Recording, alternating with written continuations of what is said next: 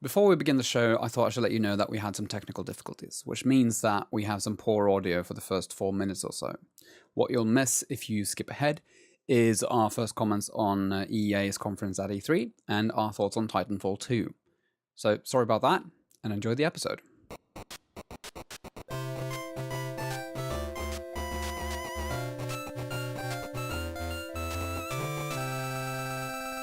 Welcome to LowBrow LowDown number 3. My name is Lars. Minus. What's your name? Tom. Tom. Cool. And you? What's your name? Selec. Together we With our powers combined. With our powers combined, we form a very creepy mustache. Today we're going to talk about E3, because E3 was just around the corner that we just turned. And we're just going to talk about the games that we're looking forward to and the conferences that we thought were fun to look at. I haven't watched many of the conferences this year. I watched one of them, but which one was first out? Let's start there. Microsoft? No, the first one was EA. But so Microsoft then. No, let's start with Bethesda was number 2 and Microsoft was number 3. Numbers aside, so what happened at EA's conference? There was a lot of faffing about. Faffing about? What kind of faffing about? Lots of faff. There are a lot of CEOs, Andrew Wilson and Patrick Spöderlund, standing there throwing out keywords like synergy, play, Buzzword. Yeah. The guy who opened it, the guy with the jeans and the nice shoes and the blazer. Yeah, that's Andrew Wilson. Yeah, because he looks evil. He was a very good talker. Mm-hmm. Like he has done this shit so many times before. He spends a lot of time in front of the mirror. Because every time he pops into some game studio they illegally acquired to sack all the workers there so they could make more hats for Sims and remove content from Battlefield, he just comes in there and he just stands there and say, "We're happy to welcome you into the EA family." And then in the back room, the CFO is just, no, minus. This is not going to work out. Right. Okay. Did they present any fun games though? Yes. I am curious about Titanfall. I mean, it's a shooter. It's set in space, futuristic, blah blah blah. I know what Titanfall 2 is going to be. It's probably going to be fun for a month, and then I'm going to throw it away. But one thing that first Titanfall, I don't remember who it was. I think it was the head designer of the game. The guy he came up on stage and he said, "We're happy to." Yeah, whatever his name was. He came up and he said, "We're happy to finally include PlayStation 4 as well." And I was like, no. What you mean to say is we didn't make as much on the first one because dumb exclusivity deals. That's what he said. They really fucked up on that because Titanfall should not have been exclusive. It shouldn't have been because it was never going to be that big of a game because it's basically just Call of Duty with mechs. But everyone had just bought Call of Duty a couple of months before Titanfall was released. So everyone was, wasn't it? Maybe. So everyone was still just playing Call of Duty, and they didn't get that big of a player base, and it fell away. And then after like 2 weeks, the servers were dead. There's a single player now in Titanfall 2. Who gives a shit? No one plays Call of Duty or Battlefield or Titanfall for the story. That's like I say time and time again, I do. Yeah, but like 99% of the people that play these games buy them for the multiplayer, and I feel like this is like my problem is I don't like people. So. It's just like a single player campaign that they shoehorned in at the last minute because people on the internet are like, I won't pay $60 for a game that doesn't have a single player campaign. But you're still going to play the multiplayer for like 500 hours anyway, so you're kind of getting your money's worth. Did we fuck up? Maybe. So yeah, Titanfall. Okay. Yeah, we didn't get blue screens. Or anything? We didn't crash or anything. Nothing happened. Nothing happened. Whatsoever. We good. Yeah, we were talking about Titanfall felt kind of like just why would you want the single player? Is it more than a Call of Duty with mechs? Not really. No. It's not. It's going to be, it's just a Call of Duty with a different name. Mm-hmm. Yeah. A rose by any other name would kill just as sweet. After that, the EA went on to talk about some sports ball. Sports ball? Yeah, that's all the sports games. I just wrote sports ball. Right. And then I wrote, I'm skipping this. Yeah. One that I am excited about is Mass Effect Andromeda. Yes, that trailer looked fantastic, and I love that they're sort of mixing up the universe a bit. That they're trying. I mean, they're going new places. It has a different feeling to it. Yeah, but it's an entire different galaxy. So, Yeah, exactly. But they could have just done Mass Effect, and then it's a new location. Yeah. You know. But yeah, it looks and feels. Linus doesn't look that enthusiastic. I enjoy BioWare stuff. I think BioWare games, they tend to be a bit of a droning experience. I like that they are deep. That's cool. But at a certain point, I tend to get side quest exhaustion, or just I get plain sick of listening to these twat blasters talk about. I will say that my only real feeling of what you are saying has been in Dragon Age Inquisition. I really could not finish that game just because I had no idea where to go. Yeah, I finished that game. I know 3 or 4 times, and I don't get it. I have nothing to add. Hello, friend. It was a cool trailer. It was a cool trailer. I'll say that. Yeah, it's very cool. But the trailer really didn't show us that much. No. It looks a lot like the same, but a little bit different, and like more high def, kind of like better graphics. Yeah. And that's Anyway, it looks exciting Yeah. to that they're doing something new. I haven't played on Mass Effect 3 either, so I have lots of BioWare stuff to look forward to. Mass Effect 3 was Okay. alright. Yeah, Mass Effect 2 is probably on my top 10 games of all time. Anyway, Moving on. Beyond that, they didn't really talk much about anything, did they? They had that interlude thing where that's- Andrew Wilson was just coming on stage just to talk about synergy. play. Controller, Origin. Player first. Yeah, and all that crap. But that's basically every EA conference at E3 ever. There's a lot of people talking, but no one's really saying anything. Yeah. That's it. It's just faffing I get the distinct feel that the highest level of leadership in EA, they don't play games. No, Probably that's the biggest problem I have. No, I mean, of course, they're businessmen, but that's my biggest gripe, because if you're gonna do business with games, you should have at least played some pinball in your life. But the feeling I get is that Phil these Spencer from Microsoft, he's a gamer. Yeah, he I know. plays all the time. You can tell in the way he presents. It just he has, while he may only have 1 hour in between clubbing baby seals to play some games during the week, at least he takes that 1 hour to play some Gears of War. I like Phil Spencer. No, Phil Spencer's cool. I know, I'm just kidding. And then next up was Star Wars. They just said- no. You had they had the EA Originals thing, which is basically ID at Xbox, and the same thing that Sony and Ubisoft have done for years, like supporting small developers, independent developers, and publishing for them. Blah blah blah. That really opens up for them to release some indie games on Origin or something like that. I guess like the main thing. But nobody wants. The indie developers don't want to be on Origin. We'll see what happens. The next thing after that was Faye, which is a Swedish game. I think I missed that. Yeah, I think I missed that one as well. Yeah, it kind of looked like a 3D Ori and the Blind Forest type thing. I completely missed that. No, but it kind of like has a kind of Ori and the Blind Forest feel. It's very artsy in its style. It looks like one of those games that's like very style over substance, and they're like trying to tug on your heartstrings. Is it a side scroller or what? No, it's a 3D platformer. Okay. Fate didn't really do anything for me. We've just seen a lot of what I wrote. Yeah, another style over substance game, or rather a game where the style is the substance.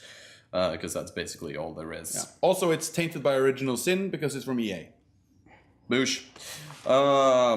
Some Star Wars games. You mean some Star Wars DLCs, $60, please? Not really. I mean, they are announcing that they're going to do like more Battlefront and do Space Wars basically and stuff like that. And I can tell what they're doing. They're just going to pull that sort of like, we have the IP, we're gonna just go roll with it. We're gonna make 2,000 games of this, and then I'm just not really excited because I know that what they're gonna make, and I'm just not really interested. You okay there, Magnus? Sneezing my ass off. Oh wow! Did it fall on the floor? Well, the only one that I really cared about, because they had some Old Republic DLC. Do people still play that? I think they do. I don't know. Some now and then people recommend it to me that I play because I never have. So yeah. It's a great single-player game. What I'm Same with actually... Which is also the biggest problem with the game. Yeah, the same problem with Elder Scrolls Online, I guess. That you get, you feel like it's a single-player game. We're getting to Bethesda. I have some comments on that. What really did get me excited about the Star Wars segment was... It's Star Wars? No, but that Visceral, the guys that made... Dante's Inferno. They made... didn't they make Dead Space? Yes. Yeah. And Dante's Inferno. They are making a 3D action adventure, new Star Wars IP, like new characters, blah blah blah blah Yeah, blah blah. Not that's just something I could get excited Yeah, about. that sounds pretty cool. I'm excited about that. Couldn't give a shit about all that other stuff. If it's not coming across enough, I have a lot of disdain for EA. So I think I may have just my eyes must have glazed over during Yes, EA. if you stay tuned to this episode, you will see that Magnus will have sort of the same feeling about all the major corporations that are represented at EA. No. E3. God damn it. No, that's not true. EA is just the DLC monster. But All they do is milk. yeah, I'm excited to see what you have about Ubisoft. about Ubisoft, because I know you fucking hate Ubisoft. Who doesn't? Anywho, Battlefield 1. I'm excited. For the first time in many, many, many years, I'm excited about a Battlefield. I'm happy never they- been excited about a Battlefield game, but like when I watched the trailer when it first released, like a month or so ago, I was like, holy fucking shit, dude. I definitely feel like World War One as a setting has been it's been largely ignored. It's been neglected in too many movies and too many games. So I'm excited to see what they're going to bring to the table. I think it will be like any other Battlefield game, probably. But I think it's going to be interesting because I'm getting kind of sick of the not so contemporary but still sort of contemporary warfare thing they're doing. Yeah, like near future warfare. Near future, where like all guns are made from plastic and you can put them apart, but they're still not doing lasers. I mean, I sort of miss I miss the first Modern Warfare game because I love those sniper rifles that you had there. They were basically just scopes. No, thermal scopes. They were basically just hunting rifles with like a huge scope on it, and I love those guns. But now you have this like spaceship that you shoot. I think Modern Warfare 1 was the last time I played a Call of Duty game, pretty much. I'm not gonna since we're talking about it. good. I'm not gonna play Battlefield 1 for the story. I'm gonna play the multiplayer is gonna be cool. Probably something with. It looks really good. I hope there's a map with huge towers. There's going to be trench wars. There's going to be tanks. And there's going to be sad, and you're gonna blow up the muddy Hindenburg, trenches. and it's gonna be awesome. But that's like the whole trench warfare thing was the reason that the game almost didn't make it into production almost because the CEOs of EA were like, "What? World War One? That's boring." There's like all You just sit in trenches and shoot at each other. you just sit in trenches and look at shovels.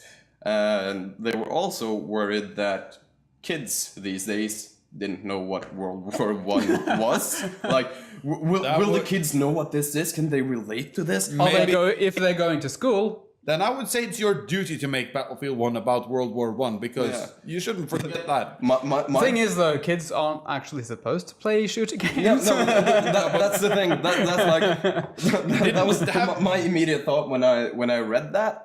Didn't Activision not too long ago just go out and basically confirm that they know kids are playing it, but they were like, everyone knows kids are playing it. yeah, I know, but their business like, strategy was aimed towards like the 15 to 18 years of or age segment. As a marketing strategy, Yeah, that's why the Mountain Dew Dorito thing is such a popular meme about all this shit, because Activision knows they're still getting that 18-year-old rating, but they're like, oh no, kids shouldn't play this, but look at all this Doritos, look at the Mountain Dew. Oh no, kids, no, you shouldn't. It only costs like $2 for a box of stuff.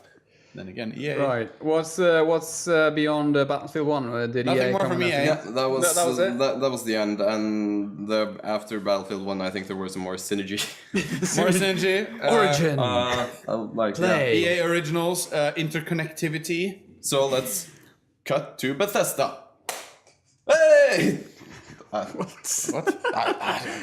It was very funny in Christian's mind. Yeah, He's forcing some kind of he wants a dynamic video transition effect where like the screen kind of chops. No, but like if we had a green screen, like the background could change. We can be like on a tropical island. We don't have a green screen, and we have problems with lighting, and our computers crash. And this is mainly our podcast. and we're in your living room. Anywho, Bethesda did a thing. Also known as that conference with that one very loud screaming bitch at the front row. Yeah. Oh, every single fucking. I know. One thing I can say. I know everybody's. No, seriously. Did you not see it? You need to see it seriously, because every time that fucking guy on the stage opens his mouth and just Quake, dropping it like you don't just nothing. There's one chick in the front line going ah!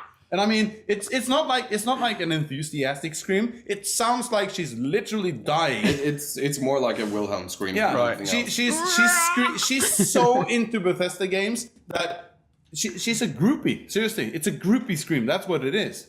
But yeah, one thing I'm gonna say. I know you guys think I'm gonna hate on everything they made. That's not the case. What I am going to say that Bethesda really enjoyed their own company. Well, because that entire conference was a very long dick stroking exercise. Yep. Jesus Christ. Yeah, okay. They started with it. They started with Quake Champions. Okay. No, that's not what they started with. He went on stage and he said, "We have some cool things to show you, but first, let's look back at what we have done." Oh yeah, Then it was just like, montage. They did a retrospective. 20 minutes of just, earlier in the year, we released Fallout 4 to wild success. And then we released Doom, and it's just the biggest thing ever. That is actually quite clever, though. Like, just reminding everyone that these are games that a lot of you still haven't bought, so just buy them check now. those out. Let's pat ourselves on the back for a few minutes, guys. And here was- Shut up and show me a new game. And here's one thing that I wanted to comment on before we get on to the actual new stuff that we're talking about. Did he just stand on stage and tell us that Elder Scrolls Online was a huge success? Nobody actually hasn't been that terrible at all. Like two, But still, he 7 million players. He drops, but are those concurrent? Because Yeah. Wow, because Elder Scrolls that People was still- so fucking boring. I liked it. No, it was I fun. enjoyed it for the single player experience. With incidental multiplayer. No, the thing is, I think that they have improved on a lot of that stuff since we played it. And with the new DLCs and so on coming out, I think that they've addressed a lot of the issues that you and I have had. But that being said, though, I'm not going back to playing Elder Scrolls Online. I just seem to remember Elder Scrolls Online being crucified for ruining the... I mean, Elder Scrolls, I didn't want it to become online to begin with. It may be co-op, like Borderlands. I really want to play Skyrim co-op. That would be brilliant. Not massive multiplayer like they did, because that just makes everything generic. To me, it didn't even feel like they had made it massively multiplayer online, because once you start playing it, all of the other players, they sort of disappear. So but I also distinctly remember that Elder Scrolls Online was crucified on release by the media. But then again, the media has showed itself to be a walloping bunch of screaming balloon people who don't have brains where their heads are. The press that I've read on like Elder Scrolls Online these days have all been sort of circulating around. Were we wrong about Elder Scrolls Online? Yeah, that's kind of the thing. I'm like, oh, Jesus Christ. But yeah, Quake Champions. They're trying to take the king of the arena, the ones that actually made the arena shooter, who also made online modifications be a thing that spawned Capture the Flag, and then they're adding classes and loadouts. Fuck Shame off. on them for trying new things. No, but they're not supposed to use Quake to make new things if they want. Yeah, but it's also not really trying new things. It's just doing Halo. Yeah, Halo doesn't have classes, but it's basically just Team Fortress making every FPS game that has been released the past 10 years in a Quake setting. So it's not really new, it's not really old, it's just something mediocre in between. All right. Kind of thing. I think we may be reading too much into it though, but it's called Quake Champions, so I think that's why they're going with that feel. I think the one thing that I saw coming out from Bethesda that I was moderately excited about was Prey. Because Prey. I don't really enjoy like monster shooters at all, but that trailer for Prey, like, ooh, this looks dark and grim and a bit eerie. Did you play the first? I have not. I don't know this really IP. surprised me because I tried the first Prey, which was like 2006, something like that. That was nothing like that at all. Yeah. That was. I mean, I'm not even interested in playing Doom, and I thought like Prey looks interesting. The first Prey was a Half-Life 2-esque thing with a really, really dumb story. And I'm serious, it was dumb. You were playing a Native American who was just walking around on his native reservation in America. Then aliens invade and they take his sister. And then he goes on a spaceship and he shoves his hand into doors that look like anuses. Oh, load.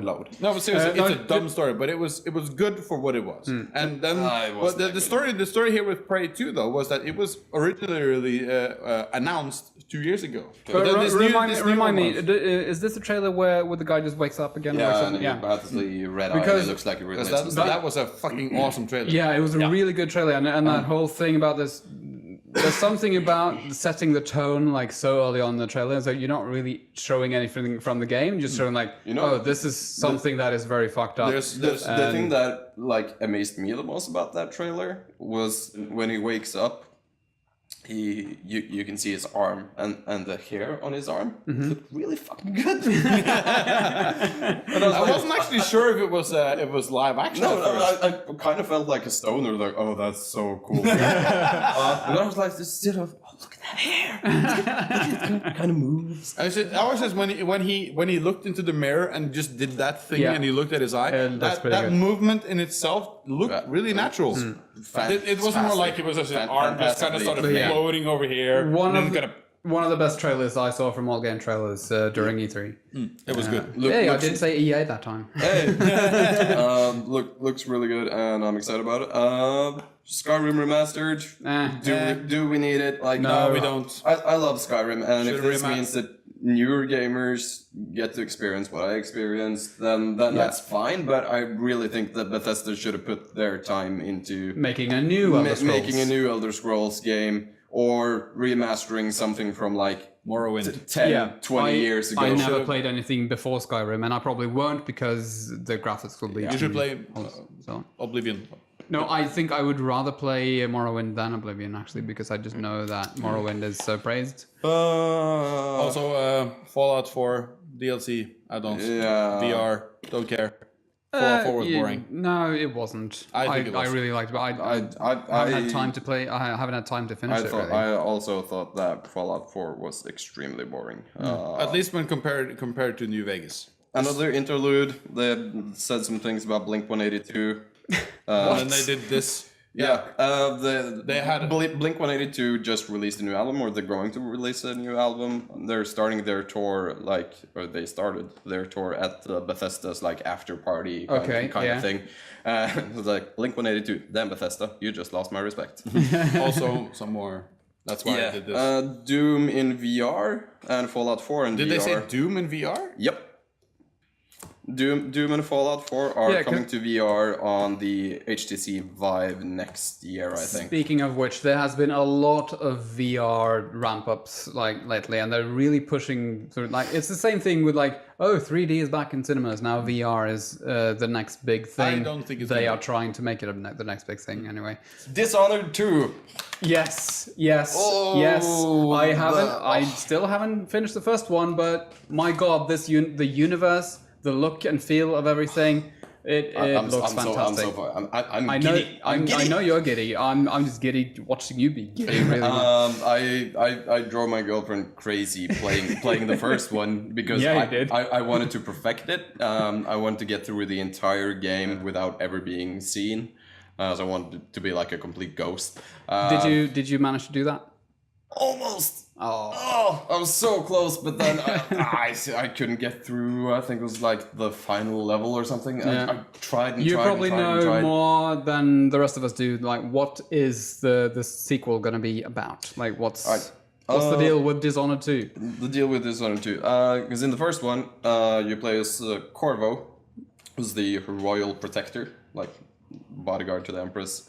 She gets killed, you get blamed, and he never says no, I didn't kill her. I'm not the first one to make that joke. But he also just doesn't talk throughout the entire game. It's just kidding because I remember the opening scene from the first Dishonored where that very caricature-looking officer guy was just, Corvo, did you kill him? And then Corvo he could just say no. But he decided to go on a killing spree instead. Unless you play like you do, try to stealth your way through everything. Go on a magical silent spree. Magical ninjas. So yeah, and your daughter gets kidnapped, which is because you have a daughter with the Empress. Emily, and she gets kidnapped, and then you have to save her. Blah blah blah. Yeah. What's Dishonored 2? In Dishonored 2, Emily is all grown up. She is now the Empress, and she is also a badass assassin type chick. You actually get to see Corvo's face. He has a voice now. She has a What voice. do you know? Yeah, she has a voice there, and you can play as both characters. They have different abilities depending on who and different. Do you switch responses. between them, or I think you have to pick one at the beginning. Okay, and cool. just so you have to play through the game multiple times. You don't have to. But I'm going to. Hopefully that means that they are not going with the binary moral choice that they had in the first one, because I found that to be very constricting. Because you either go all good or all kill in the first one. For the best endings. Not really. Yes, you have to do that for the first endings. You couldn't kill a single one to get the best ending in the first Dishonored. Anywho, so there's some unknown entity that's assassinating people and blaming it on the government, like blaming it on the Empress, and saying that it's Corvo. And so it's the same kind of theme as the first one. Yeah, you get the blame for something, and then you have to try to They're fix it. trying to like dethrone her through public opinion, basically, and you have to find out about that shit. And you travel to some distant land that I can't remember the name of, but it's kind of like it reminds me of Morocco. Right, so it's a new environment. And It's a new environment. Yeah. It's a bit like brighter because it's kind of like in a desert, more Arabic type setting. But you start and end in Dunwall. You start in Dunwall and you end in Dunwall, and Dunwall is always just grey and rainy and steampunky. Yeah, steampunky, but it's a bit brighter this time. Yeah, love the art style. Loving the art style, and also like it I reminds me of sort of a steampunk version of like my favorite book series, like the Gentleman Bastard series by Scott Lynch, which I would recommend to anyone watching who read books and not only play video games. Because I noticed that during this entire E3, that was actually a pretty. It seemed to be almost like a theme, because for many years now we've had that where people are chasing photorealism, and I fucking hate that. I just it gets you very good graphics in the end. Yeah, it gets you very good graphics, but at the same time, shooting for photorealism kind of removes. Makes it very weird to have like fantastical elements close to that as well. So I much more prefer. Yes, I mean, no. If you do it right, then you do it right. I mean, looking at something like Gears of War. If you look beyond the fact that they're fat space marines with shoulders so huge it's inconceivable for them to stand there, but their faces, their features, they are very. They've also kind of like shrunk them down now, so they're. I know. They don't have the padding on the arms anymore. Yeah, but the arms aren't also like as big as trees, which is good. But still, if you look at their faces still have the photorealistic stuff. So the result is that the locusts in Gears of War are humanoid in appearance. Yeah. Because if they were huge snake people, it would kind of feel a bit jarring, I guess.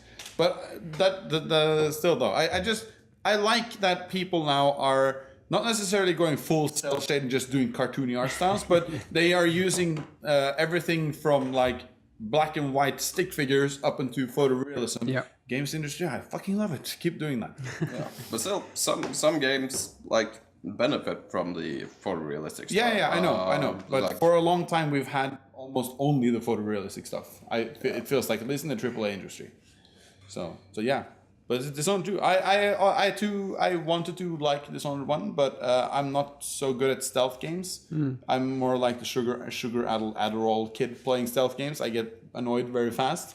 But I'm gonna get after seeing Dishonored 2 now. I'm gonna give Dishonored 1 another try. Actually, If you probably gonna pre-order, also. you get Dishonored 1. I already have Dishonored 1 because I'm on Steam and I you've been work on full Steam, time. right? Yeah, So I'm actually going to take this as an excuse to finish the first one also. Yeah, I almost like downloaded it again while I was watching the conference because I want to play that again. Was there anything else yeah. from Bethesda? No, that was their thing. their climax. I think their press conference was good. That bitch in the front row. I'm sorry. I mean, that annoying person in the front row. Shut the fuck up! You're at a press conference, not a fucking concert. Have some respect.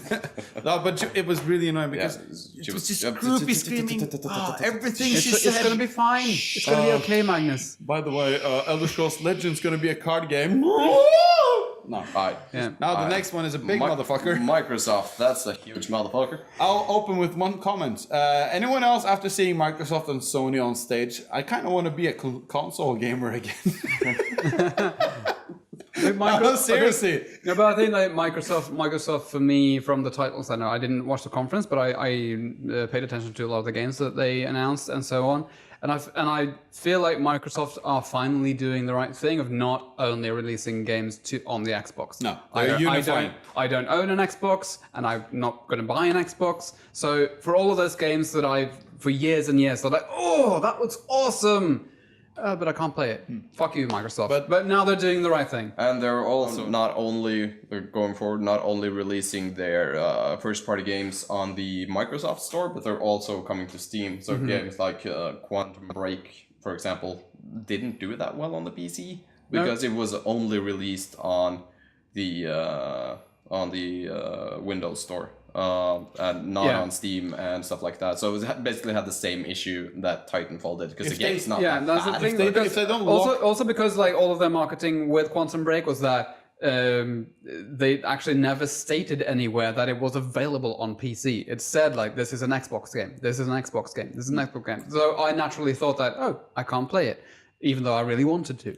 When watching the conference, did you keep like a clicker counter where you counted every time they said Xbox and Windows 10 exclusive? Because that was on fucking everything. They had a lot of trailers. They had a lot of stuff. And like every 5 seconds in a trailer, you would get like a banner that just said Xbox and Windows 10 exclusive. And I'm like, I know what they're going for. They're I mean, Next year we should make a drinking game out of that. yeah, we should. But in one end, they're unifying console and PC. Yeah. That's awesome. Yep.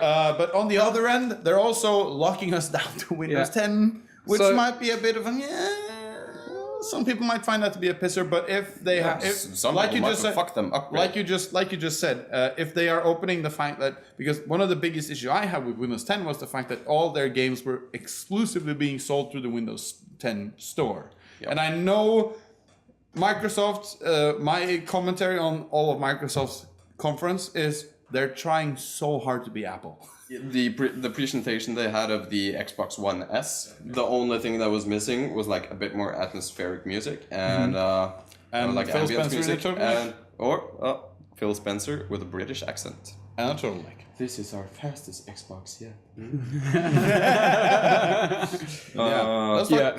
Speaking back to awesome game trailers, gameplay trailers, I should say.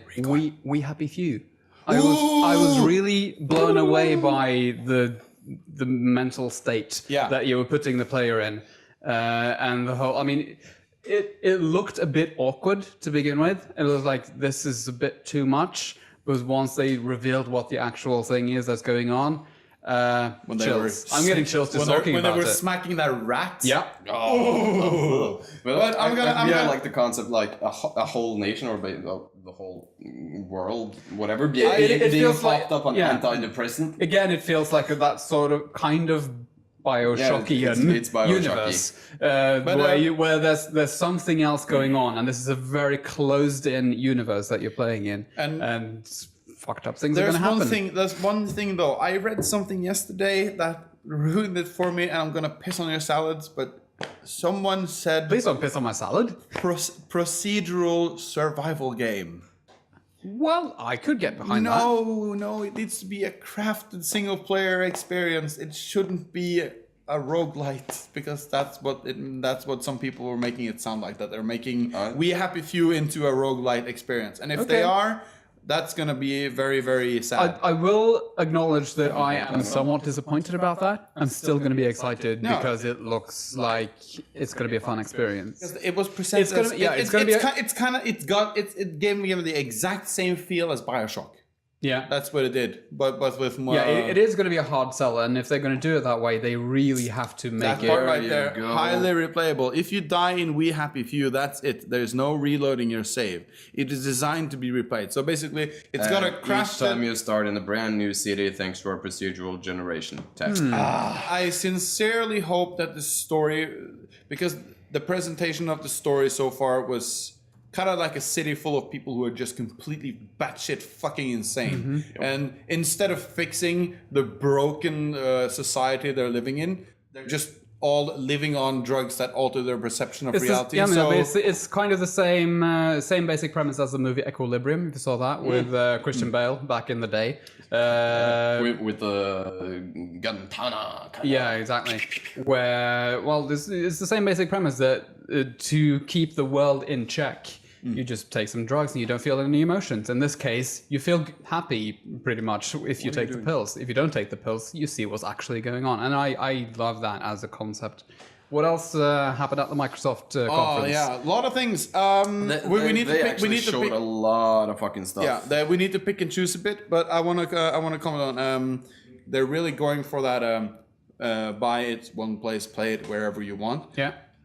Yay. Yes. Very much yay. Finally. The ID at Xbox thing, which is basically them giving small-time developers free access to their store.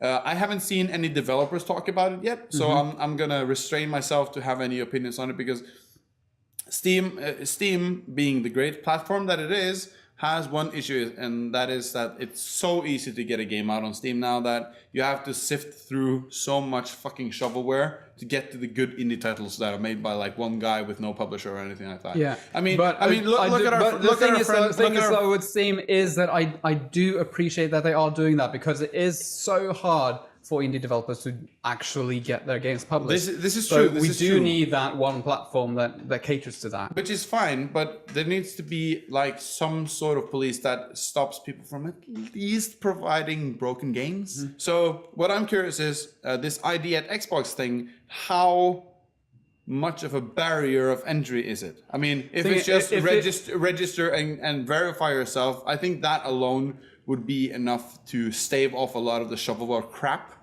that gets into it. I mean, look at the stuff that Televija, our friend Televija, go check him out, does. He sifts through so much crap, and they're on Steam. Nobody cares. So yeah. But it is going to be. It's always going to be a challenge, though. If you want the multitude, you can't really put too much effort in the selection work, because I think in the end, the Steam reviews and the user reviews and what people's opinions actually are of the game, that's going to be the policing job. So it is a user-curated experience, I would say. Oh my God, words. You have the best words. I don't. I have the best words, yes. There's a lot of shit on Steam, but if we didn't get all, we have to like take the good with the bad. We might not have found the Fez if it weren't for Steam. You can't have it. You can't have it both ways. No, I know. I just want to stop. I just want to stop the scamming attempts, not the crap games, but the scamming attempts and shit like that. Fez was a bad example though, because Fez was an Xbox exclusive. True. I think more like one of my personal favorites from one of the last years, Risk of Rain. I would have never found Risk of Rain if it wasn't for Steam. So yeah. Okay, so but yeah, other stuff. I wanted to give one small comment on that Final Fantasy thing. And my first comment might come across as a bit of a what dick is the Final comment. Fantasy thing? They showed us a battle scene from Final Fantasy 15, a game that's been in development since forever. Yeah. Apparently, there was a language barrier for me to understand what they were talking about in Final Fantasy 15. That's a problem. I'm not. But anyway, Then on to the game. I didn't watch the battle video that you were referring to. I did watch like the actual cinematic trailer.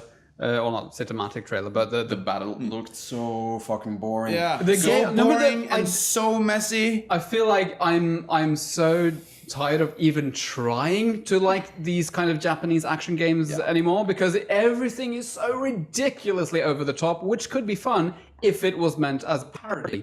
Because this is meant to be like a straight face, actually like, oh, this is cool. No, it's fucking ain't. But do you enjoy anime? I from time to time, yes. But because that's what Final Fantasy is. It's No, a but very it's long beyond that. It's not Yeah, the I know, kind of anime I that know. I mean, But it's stupid emotional drama, and like a guy who spends like 5 hours to wind up his sword arm to do like a sick move. But Yeah. in this battle But it's- sequence that they showed, it was just. I mean, I want Final Fantasy to go back to turn-based combat. That's what I like about Final Fantasy and JRPGs in general. I don't like this Final Fantasy 13 with its odd auto battle system where you don't get to choose what people do. You just click one button and then stuff happens. I didn't understand what the UI was. Let's set the stage here for Lars, who hasn't seen it. There's a Titan. Yeah. He's big as fuck, and he's made out of stone or He's something. filling your entire screen yeah. most of the time. giant stone golem. And, Yeah. and Chronos from God of War. you're on the ground. The video went on for like 5 minutes. And what the guy playing the game did the entire game was basically just Get his shit kicked stand there and get hit by the creeping attack. It didn't really look like you could dodge it in any way. And that was the one attack the Titan had, and he was just like standing there, running around, looking at things while it. Oh, here it comes. So uninspired. Yeah, and then all of a sudden, you can attack now. Yeah. And then he did a freeze attack, and it was over. Boom. I didn't understand. And the UI was messy. I didn't see. I mean, there was this marker at his arm all the time. Not his arm, but the Titan arm.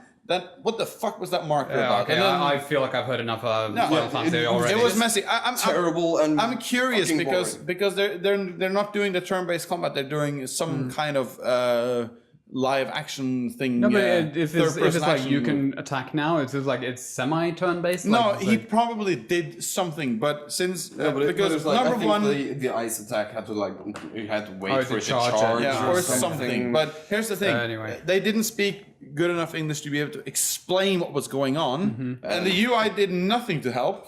and it Was just a mess. I'm interested. I want to see more Final Fantasy 15 because I like Final Fantasy, which is weird because I tend to hate anime. But From one of the things that excited me the least of all of the games to the thing that excited me the most, believe it or not, Sea of Thieves. To me, it's like not just because the game looks fantastic, but I can see that we and we can get some. Now, fun we're games out of it. gonna with a play lot it. of people. We're gonna play that game to death. Oh yes, We are going to be It the looked pirate really crew fun. on the high seas. I mean, my just that major experience. gripe with the way they presented that at Yeah. the conference was that they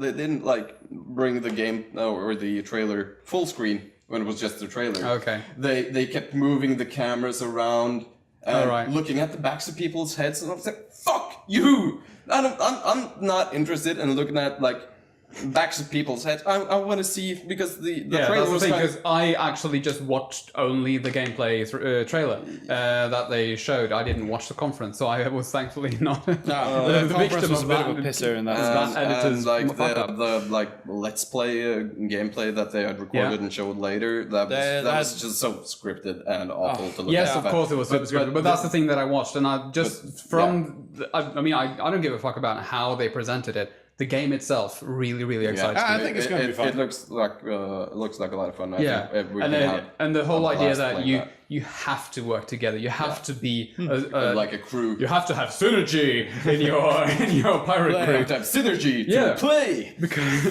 Because the person piloting the ship cannot see beyond the sails. Yeah, so that's- you have to have a navigator. You have to have someone manning cannons. You have to. It's going to be it's fantastic. streamer and YouTuber bait though. Of course, still. but It's you gonna know, be fun. we had so much fun with Scrap Mechanic. This feels like it could be more It's like fun. scrap mechanic at sea. Yeah, but I also think that we could probably also talk our girlfriends who are also gamers into playing that game with us because they are. Well, let's face it, they are ship enthusiasts. Ship enthusiasts. Well, Well, his girlfriend is. My girlfriend and my sister-in-law are ship enthusiasts. every time those wooden ships come into port in Norway, all of the classic regattas and so on. I just got to learn my friends a whole lot more through a podcast. So video games. Video games. Recore. Yeah, we need to say something about Recore. Yeah. I'm excited about Recore. Art style. It felt like Ben 10 with robots. Seriously. I don't know what to respond to that, but you don't know what Ben 10 is? Yeah, I know what Ben 10 is. But it didn't feel like that to me. I like the idea that you have a lot of different robot sidekicks, and I love that one of them is a dog, a robot dog. Yeah, that was cool. Because I love dogs, but I'm just curious because we've gotten to see like the environments they're in and stuff, but we have no idea what the story is, why we're there. No, that's true. That's true. We don't really know anything about the universe other than that, like there's a kid with a robot dog. There's a kid in the desert with 5 robot dogs, and there are some blue spheres that everybody wants. Yeah. I don't know what it is. I want to see more because I want to know what the deal is with the universe. And no, but also like, what is the gameplay? Is it a multiplayer game? Doesn't it look like it? I hope it's a single player game. The gameplay looks kind of like in the veins of Ratchet and Clank, something and like that. Jack and Daxter, like kind of those 3D platformer. A bit more cozy. The top headline when I just googled Recore right now is from Engadget saying Recore is a mashup of Metroid and Mega Man I didn't know I wanted. Oh God, I think. Do we have some napkins? I think I think I messed my pants. Metroid and Mega Man. Yeah. Oh my God. Metroid Man. Oh God. Megatroid. Those are like my favorite games. Yeah. Okay, I am officially more excited after hearing that. What else? Did any of you guys play DMC Devil May Cry? No. No, did you? No. No, okay. In that case, I just want to say that Scalebound looks like DMC Devil May Cry, except it's even more annoying. I don't want to talk too much about it, but I want to say dragons are cool. The characters in that gameplay trailer can go die in a fire. Yeah, because that's so Platinum Games. I'm going to buy the game just because there's a dragon character creator and you can create your own dragon, and it's from what I heard last year, it's supposed to be like really expensive. So I'm just gonna sit and play with that and like create fat dragons. I'm gonna waste $60 on that, but it's gonna be fun. Probably. What's the game? It's like how to train your dragon. The game? No, it's Bayonetta or Devil May Cry or God of War with dragons. Yeah, okay. But you have like a pet dragon that helps you out. Do you have any familiarity with the developer Platinum Games? Not really, no. Because you might as well just say Scalebound is a Platinum Games game. And there you go. So yeah, anything else? State of Decay 2. I'm sick of survival zombies. Halo Wars 2, who gives a shit? Nobody asked for that. Project Scorpio, they're making computers, but they're calling it something else. Yeah, they're making it. They're making expensive computers. I love the whole like 6 teraflops. Yeah, I hate that. All teraflops. Do you remember the Bitwars? Yeah, that was the flop wars. 64 bits. Yeah, but except now we're just saying it's got 6 teraflops.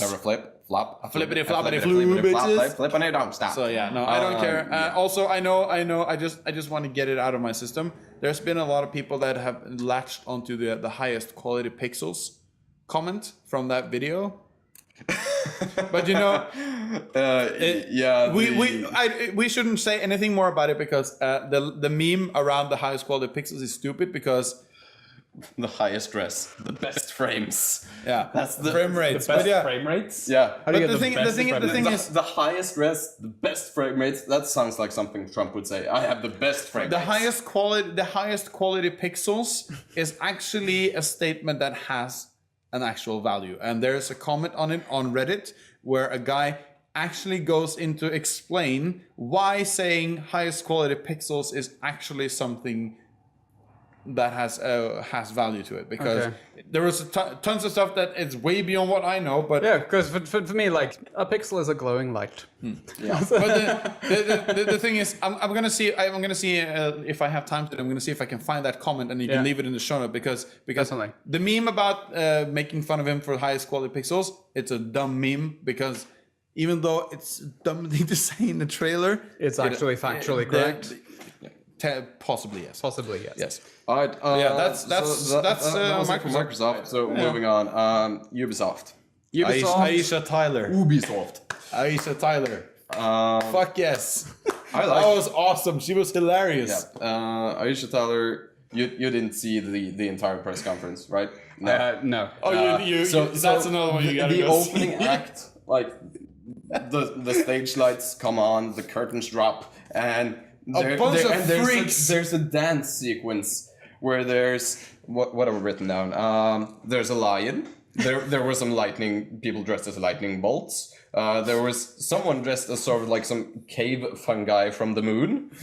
A panda with a multicolored mohawk. There was a giraffe with a monocle, and they were all running around dancing to "Don't Stop Me Now" by Queen. And I was like, what the fuck is this shit? It was It completely... was like, did I just drop some acid? And then Aisha Tyler comes out, and she like.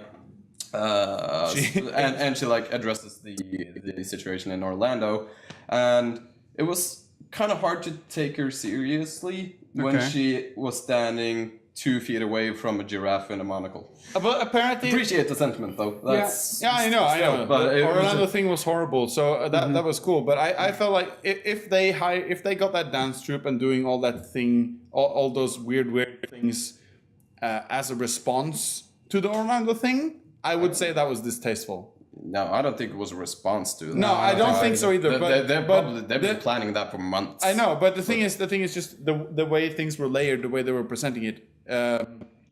If that were the case, that would have been distasteful. Yeah, but then straight after, she was just like, "What about all these fucking idiots?" And I was We're like, gonna take a hard right turn and talk about some video games. Thank you, Aisha Tyler, and Aisha Tyler is that Archer chick. I don't. Yeah, Lana. she plays Lana. She plays Lana, and she's so funny. Games though. Ghost Recon Wildlands. So excited. So excited. Yeah, and I kind of had a feeling that you would also. I know that you're not, because it has Tom Clancy written on it, and it's Ubisoft. So Minus is excluded from this conversation. I'm gonna get my phone. I'm a sucker for Tom Clancy games. Yeah, but the thing is, I've like, always been. Yeah, the thing is that I'm not generally. I mean, I had played Rainbow Six like ages ago, and that was Splinter Cell. kind of interesting. Splinter Cell is like the one Tom Clancy franchise game, or the Tom Clancy series, that I have been following. I've played most of the Splinter Cell games, but when they showed that gameplay video of Ghost Recon Wildlands, it was not just that it's a Ghost Recon game and the whole style of the mission and so on. It was the actual environment and the concept and what you are actually fighting. That they are taking on the Mexican drug cartel. That's taken over Bolivia. That was like my first thought when they said that was, doesn't Bolivia have their own drug cartels to like combat that shit? But no, but the whole thing is like, because there's been quite a few movies the past few years and TV series that have been doing that as a sort of concept. They're taking on the drug cartels in like a modern thing. It's not Scarface anymore. It's a huge thing. Like the TV series Narcos. They're showing like what happens behind closed doors with Pablo Escobar.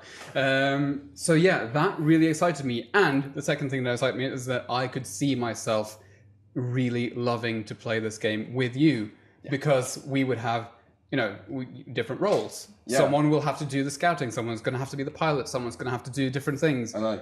And that was so exciting to me that I was actually like just blown away that, holy shit, I'm excited about a Ghost Recon game. Yeah, what's going to happen now?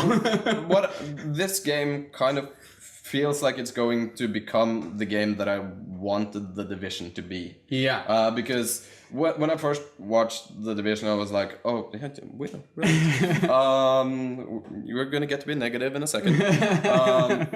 When I first watched like gameplay and stuff for The Division, they had those guys like on stage and they were like talking all professional. Oh, we got some tangos, we got to deal with them stat. Yeah. Like stuff like that. Yeah, the whole gameplay thing is super scripted. Yeah, and like I was like, oh shit, you can only be tactical, and but Division wasn't really all that tactical. It's just like you sit there, I sit here, and then I might have to move over there, but let's just shoot. But this actually, the way the levels are presented, you can like levels, but missions are presented.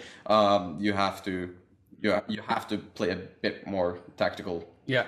I will add in, like, since watching all of these gameplay trailers and so on, I stumbled across a video from post last year's E3 when the games were actually out, and they did a comparison video like what's the gameplay footage they show on E3 and the actual game footage when the game comes out. Specifically Ubisoft games, where they showed like the Division gameplay video that they showed last year's E3 and the actual game sites back to back and with split screen and so on. It is not the same game. No. It is so polished, it has so much extra graphics, it has so much extra extra mobs or whatever, bad guys to shoot. There's so much stuff going on. Same thing with Far Cry 3 or 4. Like, all of the environments are so dense in sort of like, there's so many palm trees and jungle stuff, and there's a huge camp, people are walking around, the bad guys are talking to each other and so on. You cut to the actual game, it's pretty much empty. It's a ghost town. Ubisoft has always had a tendency to massively hype downgrade their games and then downgrade because they can't get it to run stable enough and stuff like that. So with that in mind, you had a point. Hold on. With that in mind, the actual like super eye opener in that video, which I will link to in the show notes so you can actually watch it, was when they presented the previous Rainbow Six. Because it was night and day, the differences between the actual gameplay that they showed and what it actually ended up with. Because the one they showed looked like it was animated by Pixar. It looked like fucking awesome. And then cut to the game, it looks like it's a game from 1997. It is terrifying. So with that in mind, I am going to be very, very cautious to be as excited by Ghost Recon Wildlands as I actually am. What's your 2 cents, Magnus? Okay, so 2 things. Number 1, the characters are the fuckest baloneyest shit I've ever seen ever. Like a huge guy with a lumberjack beard that speaks like that's what I like about it. Given my non-experience with any of these games, because as you say, Tom Clancy games just screams realism and then I die a little inside. I'm prepared to be disappointed, but here's the thing. I'm gonna blow your fucking brains. I'm pretty excited about Ghost Recon. Yay!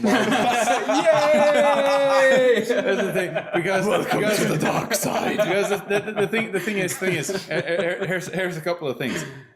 I don't like stealth games. That's why I don't like Splinter Cell.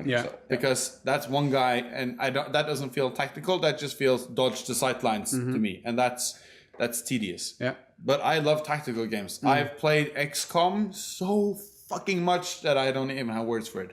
And my eyes were glazed over, and then they started with the gameplay, and then one guy just kind of went into like a kitchen or something, and then one guy kind of knifed some dude in a tower in the throat, picked up his sniper rifle, and then he had like whole vision of the entire area, and the other guys were just kind of running around. Oh, should I spawn it super scripted, all that crap. Yeah, of course. But that part right there, I think they like hired real actors to actually. I thought it was the in-game voice that was. The characters were just speaking. That's the thing, though, because that's exactly the thing. Because they have made that gameplay video to be perfectly delivered with every single line sounding almost like it's in-game. Yeah, they did exactly the same thing with the Division. Ubisoft has always they've been good at doing that, like making it feel like really professional, unlike the Minecraft shit from Microsoft. But I just wanted to say that because I don't enjoy the stealthy parts of it, but the fact that if we could cooperate on this, we have different tasks within a team. And exactly. We could go in and be stealthy, and you can stand there and snipe people. Exactly. And I was really turned on by that idea. So when they started showing actual game footage, even though it was scripted, it was still game footage. Yeah. I did a complete 180 and was like, okay. Yeah. And I need to check this out. One of my favorite parts about the gameplay that they showed was that it turned into a car chase. Yeah. But then one of them had to Went go back to the back. chopper. He had to go Yeah. back and get the helicopter. Oh, dude, that's so cool. It is really cool, and it is cool. Like if going back to the same kind, this is the same kind of feeling that I got from Sea of Thieves as well. Like you have to have teamwork. You have to set in advance that you're going to be that guy. You'll be the pilot, and I'll be the sniper, and whatever, and and so on. So each and every one has their responsibility, and so on. I will, however, just instead of going straight into the division like we did last time, and then get I still want my money back. Bored about that game. I would wait because I know you guys are going to buy it because you're idiots or something. And I don't know. I have money to spend. No, but things like if I am going to buy a single shooter, it will probably be this one. Exactly. So I might as well just wait and see what we think about it before you think do. about it, and then I can maybe look how it plays with you guys once. Then maybe I can buy it and come and join. Mm-hmm. Well, I've already mentioned let's just go and cut through the sports games just to be done with it. Yeah, that sports thing, that Steep. It looks like it could be fun for about 2 hours. It looks like it could be fun for guys who are really interested in living the lifestyle of a guy who buys a wingsuit, jumps off a cliff, and doesn't ever consider the fact that he might cream himself on the wall side. The thing is, I have grown up playing so many snowboard games. The first one was like Cool Borders 2 for the PS1, but from there on it went to. That's a good game, though. I probably played. I think in the US it was named Border Zone, and in Europe it was like Supreme Snowboarding or something like that, or vice versa. Supreme Snowboarding. Yeah. Thing was, Play the shit out of that. it was a very small game. You had only like 3 actual slopes to go down, but it had some capabilities of modding because all of the variables within the game was just like. You can open them in Notepad and change like how high he could jump and so on. So I probably played that game to death for like a year and a half, just trying to I want to pull a stunt on this rock wall and so on. So Supreme Snowboarding, I had that. I had a physical disc. Anyway, back to Steep. I feel like this is the first winter sports game that I could gave me that same feeling because it is more of a freestyle. Out in the open, you're just cruising down the mountain, doing your own thing. And with the added bonus of that, you're saying that, sure, there's some skydiving and wingsuit stuff. I haven't really done that in any game before, so I'm excited to try that as well. I'm failing to see what the point of the game is because they didn't show any races or anything. It was but that's the point is the MMO thing. For me, that is the point. That there is no such thing as just like a goal. big It's world like free roaming I just kind of want thing. to set my own goals. So I see a cliff over there. Let's try to remember where that was till next time, and then start from the top and see if you can get to the cliff. Pull a perfect run, do all the tricks that you want to do, and try to stitch everything together. That to me is snowboarding, and I'm hoping that that's what the game is going to be. Anyway, it looked like it, but for me personally, I like open world games, but you need mini goals. No, I need some stretch goals to get me moving forward. Yeah. Me personally, I when it comes to games like that, I prefer the Tony Hawk style gameplay. I like the arcadey feel. Yeah, to me, I mean, yes. Also, in the same period, I played Cool Borders. I also played, of course, the first couple of Tony Hawk games, and then Activision just shat all over that and released too many games too quick, and then Skate revolutionized the whole concept of skate against using the analog sticks and so on. And then Oli Oli just kind of ruined everything because Oli Oli is so fucking awesome. I can't even explain it with words. I also played 1080 snowboarding for the N64, which is a crap game, but it's super crap. My favorite was always SSX2 Tricky. Oh, that's too over the top for me. When it comes to these kinds of games, Skate did the ultimate thing of actually bringing realism back to a snowboard or skateboard kind of game. That's one of the things I liked about Tony Hawk's Pro Skater 2. That's the fact that you could grind forever. Exactly, it's an arcade style game. Yeah, that's what I like. I think Steep is a cool idea. Yeah. I am 100% sure that it's not for me. Yeah. So I'm not going to be buying it. It is a cool idea. I'm still going to be skeptical because it is going to probably be like a Ubisoft microtransaction hell. Also, you play? I don't Probably Uplay. I don't really mind Uplay I fucking hate anymore. Uplay. I hated it before. They've done so much good stuff with it. I don't really mind it anymore. I hate Origin. Origin. Origin. I hate Origin more than I hate Uplay at this point. The other sports game, the only other sports game that I will talk about is Trials of the Blood Dragon. Trials looks like really over the top fun. It has always been over the top fun, even ever since Red Lynx, the Finnish game developer, first released Trials as a web browser game. Has just evolved into like the stupidest mayhem of weird shit you can put in a game. It never ceases to entertain me. And watching the trailer for Trials of the Blood Dragon, seeing how over the top they're making it now, and that's like, that is the only thing in years that I'll actually give Ubisoft credit for, is that they've enabled Red Lynx to make a very polished but insane game. Yeah, but I love the fact that they're pulling in the Blood Dragon thing because I mean you can fault Ubisoft for anything, and on the topic of Uplay, yes, they have made Uplay better, and their achievement stuff is much more involving than a lot of other things are. Yeah, because you can actually get rewards. Yeah, you actually. I mean, it's stupid rewards, but it's the rewards. It's fun to do. You can use your achievement points to like buy new outfits and shit, like skins which is all right, I guess. Small deals. But yeah, but I was in a bit of a weird state when that part of the conference popped up when I was watching it yesterday. I was watching the VOD from IGN because while I was watching all these conferences yesterday to bone up before we did this podcast today, I was at work and I was playing Dark Souls. So I was a bit distracted, so I didn't really pick up on the presentation before. So I felt like the entire thing was contrived as fuck, and it was it was cringy to watch.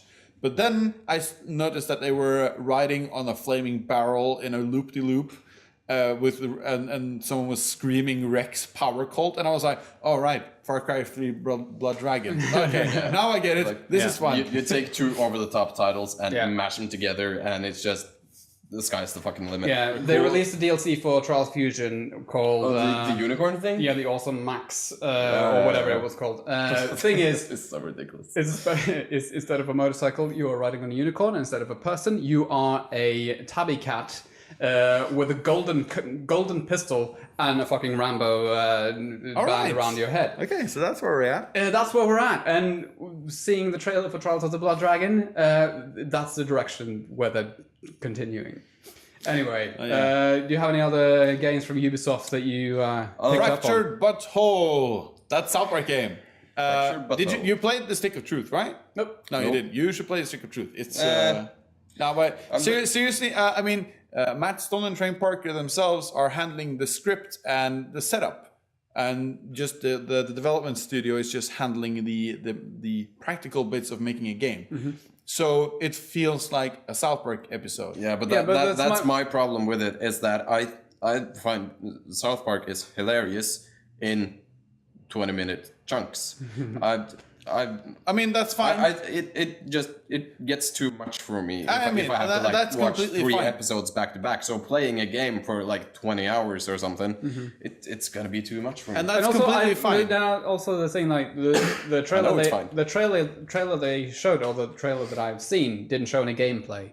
So if for me it's like, oh, this is a South Park episode. The trailer just showed that they're really riffing on all the superhero franchises. Yeah, they're basically doing Civil War. But they did fractured. Yeah, they did a 3-parter on that as well, where Cartman made up his own superhero called the Coon, and he's trying to franchise the shit out of the Coon. And then lots of shit happens, and he calls forth Cthulhu and all that. It's hilarious, but that's the setting this time. And it's the gameplay is just an RPG. You walk around, get into random battles, stuff like that. I would advise you to give Stick of Truth a try. If you think Stick of Truth is fun, then you're gonna like Fractured Butthole as well. As far as I could tell, from that trailer, they are including Stick of Truth with the game into pre-order. That's true. Yeah. That's true. I'm looking forward to it. And the presentation from the Ubisoft Conference, regardless of the game itself, was hilarious because Matt Stone and Trey Parker are hilarious. Another game from Ubisoft. I kept being surprised that I got excited by Ubisoft's games. Was For Honor. I've been looking forward to that since they showed it last year. I liked framing. For Honor looks awesome. It looks kind of like a third-person chivalry, and chivalry is hilarious. And also the lead developer, the guy with the beard and stuff. I fucking love him because he's so excited and he was really into it. And he likes medieval stuff. I mean, you just see everything about him, and he stands there with his cane. He has a cane now for some reason, and he's just standing there with like this devilish grin, like, you will see blood. So the game takes on like you are one of three cultures, I guess. You are the classic English knights or the European knights. You have the Japanese samurai, or you have the Nordic Vikings. Yep. To me, the problem with those three classes is not technically that they are problems per se, but it's that Vikings are awesome, samurais are awesome.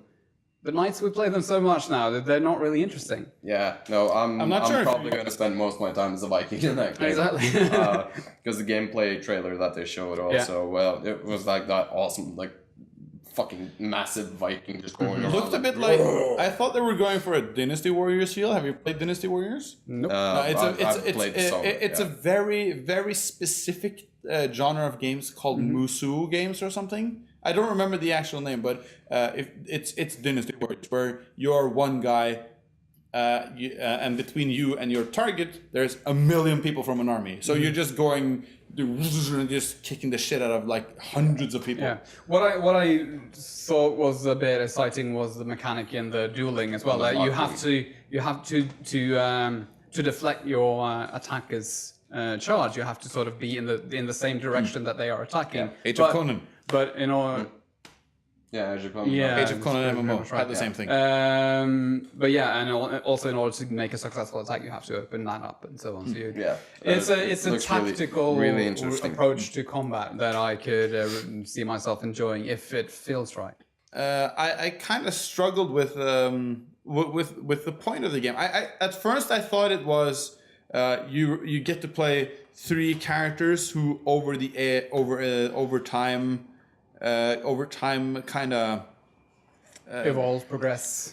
Yeah, but they're always the same three guys. So it felt like it had a sort of a time travel element to it. But Okay. I couldn't really grasp it. When the reviews come out, I'm excited to see what the people think about that game. One of my biggest surprises for Ubisoft's press conference was actually The VR thing? No, Watch Dogs 2. Because back to the video showing like differences between what they show at E3 and what I know we're actually going to get. Watch Dogs was the worst when it came to that shit. But I was But they still presented it as a huge success, though. Yeah.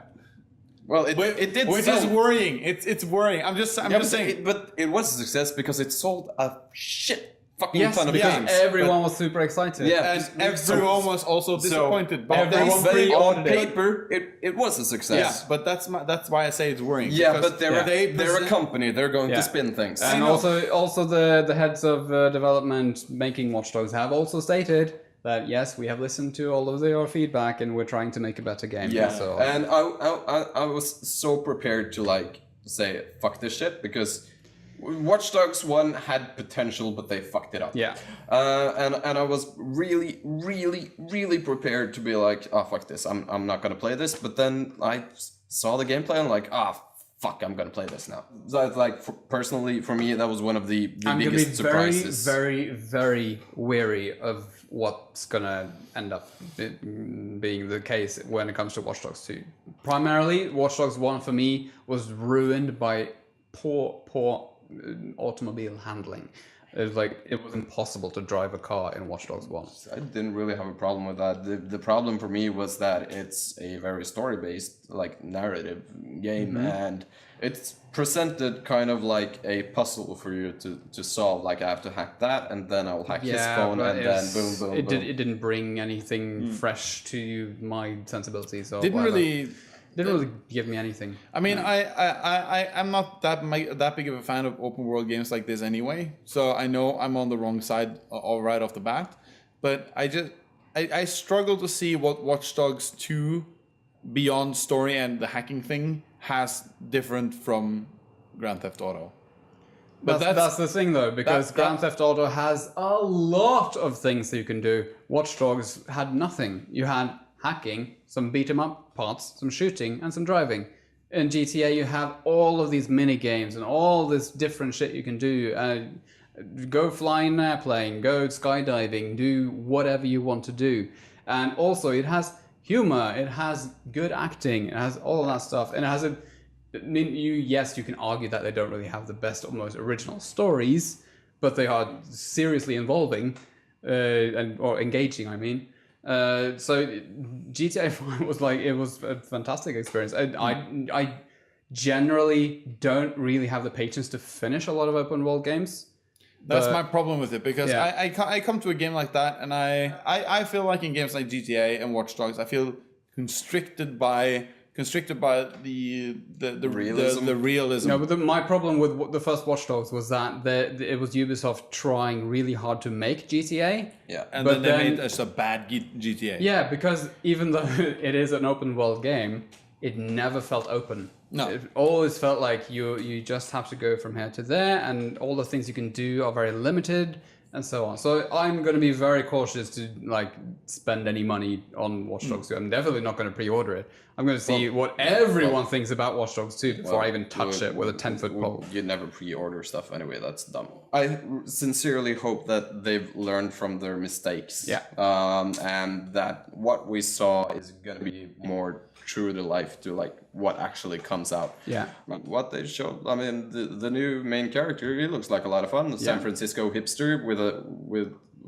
a chip on his shoulder, and that anarchy friend of his with a mask and other stuff. I think they you mean the merchandising guy. The merchandise sidekick. Because Mr. Cosplay. Yeah, because everyone is just going to be like, oh god, just use mask. Oh my god, I got the mask. But the thing is, I think they're going the right way when it comes to they're really trying to cater to the hacker punk scene. That you sort of it's underground and it's cool and it's fresh and it's party and it's hip hop and it's rock and roll and it's fucking punk rock and it's graffiti and it's not just some 2-bit Batman. Synergy play. It's not just some 2-bit Batman wannabe who sits in his man cave and says. Not to mention the fact that these people obviously haven't ever met a hacker in their life, because what hackers really are big, huge guys with skin problems, not necessarily, and sweatpants in a basement. Necessarily. No, I know. Come on, follow the stereotype. Anything else from Ubisoft? Not for me. There was one more thing. Yeah, your list. The VR. Let's just talk about it and see. Star Trek VR. It looks like a lot of fun, but still, it's VR, and if all three of us are going to play that together, we have to shell out a year's salary to be able to play it. So we're not going to be testing it. But here's the thing: they showcased Star Trek VR. In which they got the original cast from Star Trek. I think it was the Next Generation. I'm not that much. They got LeVar Burton. Yeah. Will Wheaton's probably all over that. Black engineer guy. They didn't have Will Wheaton, but they had that Riker. And they were gonna play. They showcased Star Trek where you sit inside the Starship Enterprise and you do all the controlling stuff. Where everyone needs to do something. One guy handles the engines, and one guy is the captain. And so you're sitting there with your VR glasses, and then you do something on here with the engines, and then you can, with the VR glasses, because they are motion controlled, look over and you can actually see a person there. Hello, which is Christian. hello Christian, or in this case, hello Avatar Christian, who in this case is a huge barbarian with muscles up to the ceiling or something. Yeah. Since we got into it anyway, I don't think VR is the next big step for mainstream gaming. I think it's a huge technological advance, and it's going to have massive implications on certain parts of gaming. But I do not think people are going to, I want to play some Doom, so I'm going to... Yeah, I think it's going to be a big mistake if the game companies believe that now they can make only VR games. No. All right, so are we done with Ubisoft? Yeah, we're done with Ubisoft. Yeah. They had a lot of interesting games, more interesting games than I thought that they would have. I would say they had a decent press conference. If it wasn't for Aisha Tyler hosting it, I think it would have been cringy. Yeah. But all in all, I would say this was a press conference. Yeah, but like the thing that they do with Alicia Tyler is that they take a lot of the Fafneboot that EA has, and they replace them with jokes. Yeah. Which works really well. I felt like Sony when since we're transitioning into it, I felt like Sony did everything right. Yeah. Yeah, they fucking ass. They tried something new and it worked. Like it worked wonders. Having the live orchestra, just to set the scene, it was like they were getting ready to watch an epic 70mm classic movie. They were going to watch Lawrence of Arabia on a super huge screen with the live orchestra. Yeah, and then they just start playing. In terms of games, I don't feel like they won E3, but of course not. But in terms of the stage and the whole setting they did, they did it right. I'm going to disagree with you now, because for me, and I wanted to say this at the very end of the Sony conference, but Sony won both in games and presentation for me this year. Yeah. This is why I opened the podcast by saying I want to be a console gamer, because holy crap, the lineup they showed was so but you could tell from the presentation it caters much more to the type of games that I like. Yeah. A lot more fantastical, mythical stuff. A lot less worship. But it was there's a Resident Evil game. Yeah, we could just jump into that. Hold on, because I've never played a God of War game, so I don't really. I played the demo for 2 or 3 or something, so I don't really know. To me, that didn't really interest me. But the whole transition that they did from that opening number from the orchestra and just opening the curtains, and then they start showing some sort of game, and just starting off not announcing anything, not saying welcome, not saying anything, just starting a gameplay presentation, and it's this is a game, you're following this person, and then just the reaction when Kratos from God of War showed up on screen. I mean, Kratos is a bad fucking ass. Yes, yeah. But just doing it that way, that was so perfectly executed and set the tone for the entire Sony conference. So they did it so well as a whole package.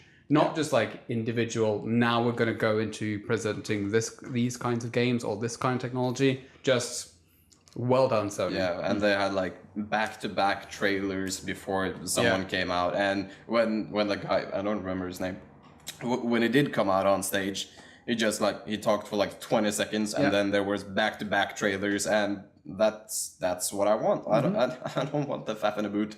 Since we were talking about God of War. Yeah. Let's go into the God of War. I've never played the God of War series. I know what it's about. I've always thought of it as a button mashy quick time event kind of thing. Not really. I like the new setting because it's set in Norse mythology and stuff like that. But I feel like they're done with Kratos' timeline. He has gotten his revenge and whatever. He has ruined all of Greece. Yeah, he killed every god in Greece mythology except himself. So but he's not. Is he? Is he in the actual? He is the God of War. No, that's Ares. Ares is the God of War. Kratos, the son of Pallas and Styx, and the personification of authority in all of its forms. Kratos and his siblings Nike, victory, Baya for force and violence, and Zealous for zeal are the winged enforcers of the Olympian god Zeus. Blah, blah, blah, blah. So, not technically literally the God of War. No, but he's an agent of war kind of thing. Yeah. But I feel like they should have replaced them and started a new storyline under the same brand. They are kind of hinting though. Yes, I think they are. Maybe it's his son. Maybe this is just the prologue. Maybe the perspective shifts. For me, there was a tiny hint once they started going through, and then they say, "Oh, look, tracks." Then so the ability to track things, you just gain that. But Kratos he's the one who spotted it, so he knows how to track. Who's gaining this knowledge then? Is it you as the player, or is it the son? Yeah, so maybe this is sort of a flashback that the kid is having to. Oh, I remember when I used to learn to track things. Yeah, but also because the opening shot is also of the kid. The kid if the sun is not central to the story, then that's a weird thing to open with. I agree, and I hope they're going because that they showing Kratos now in the reveal at E3 is the only proper place to have that amount of fan service because that's what it is. It's fan service. That's the hype train. Yeah, that's fan service. Into your face. Because I mean. So some people were speculating the fact that some were even speculating that no, this isn't the Kratos we remember, because I noticed some screenshots popping up on Reddit where people were like zooming into his arms because there are some traces of the chains because his blades are chained to his arm, right? That's the deal with Kratos in the trilogy as we know it, that he finds the blades to kill Ares, but they are chained to his literal skin. So, but now they found like a screenshot where he has like the padding here. They noticed some scarry tissue here. Aside from the setting, though, what do you think of the gameplay look like? It's very difficult to have an opinion because it's so toothless. I think it just kind of looked like more God of War. Yeah, like because that's the thing. No, because press X to do damage, press B to do a dodge, and when it tells you press a combination of these buttons, and there's a little I did feel like this was a bit more immersive, but when I played that demo of God of War back in the day, it was very arcadey. It was very just like button mashy hack and slash. But that's because it is. There were some really cool like kill animations and stuff. Yeah, but it was ripping off heads. And but that's also a bit of the problem I feel with those kinds of games. There's a lot of kill animations that you don't really do yourself. But that's the thing. The game designer just showing off That's again. the thing. God of War was always a spectacle fighter. Yeah. And what it did, it was very, very good at. I mean, did you play God of War 3? No. No, because I mean, right at the start of have you been paying attention? We haven't played the game. Just to give you an example, right at the start of God of War 3, you start climbing Mount Olympus. Yeah. And the first guy you meet is Poseidon. And his kill scene, the way you kill him, everything happens from Poseidon's point of view. So you get to watch Kratos beat the everlasting fuck buggers out of Poseidon, of course with horrible QTEs, but still. And I mean, it's heavy on the QTEs, but just for the quick time events for the sheer spectacle, the game was just. You're sitting at the edge of your seat, just oh crap! Did I just rip that shit open? Yeah, but for me, it just at that point it just could have been a movie. Yeah, it could have been. It could have been, but let's move on. We talked enough. We have so many games.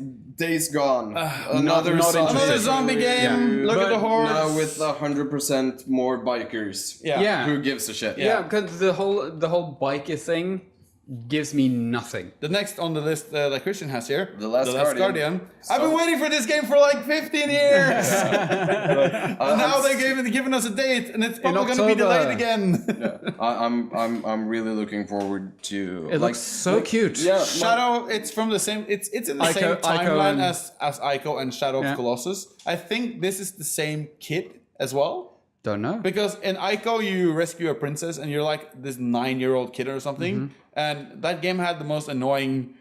It's basically one long escort quest with a completely brain-dead woman. But Last Guardian, so cute. I was really hyped for it the first time they showed it on E3 for it was like 2 years ago or something. That's not the first time they showed it, but yeah. The first time I saw it fine. a couple of years ago, I was like really excited, but my hype has died many moons ago because they kept